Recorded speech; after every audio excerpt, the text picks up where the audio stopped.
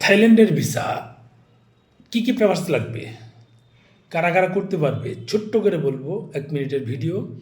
আপনি যদি চাকরিজীবী হন তাহলে এনওসি নেবেন, এবং স্যালারি যদি ব্যাংকে যায় তাহলে ব্যাংক স্টেটমেন্ট সলভেন্সি নিলে হবে। আর যদি স্যালারি হাতে পান তাহলে সেক্ষেত্রে আপনি এই মাসিক যে স্যালারি সার্টিফিকেট সেটা নেবেন, অথবা পে স্লিপ নেবেন, মাসিক যে পে স্লিপ আছে সেটা নেবেন। আর যদি ব্যবসায়ী হন তাহলে ট্রেড লাইসেন্স দিবেন, ভিজিটিং কার্ড দিবেন, পেড দিবেন।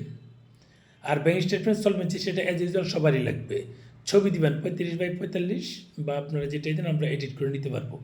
মূল পাসপোর্ট লাগবে, মূল পাসপোর্টের A to Z স্ক্যান করে দিতে হবে। আবার বলি, চাকরিজীবীদের ক্ষেত্রে আপনার অফিস আইডি কার্ড এবং ভিজিটিং কার্ডটাও সাথে রাখবেন। ওই চাকরিজীবীদের ক্ষেত্রে office ID card, visiting card, আপনার এই অফিস থেকে এনওসি, নো অবজেকশন সার্টিফিকেট। আর যদি স্যালারি ব্যাংকে না যায় তাহলে স্যালারি সার্টিফিকেট নেন, অথবা 4 থেকে 6 মাসের পে স্লিপ, যেটা দিয়ে আপনি টাকা নেন, একটা স্লিপ আছে ওদের, এটা নেবেন।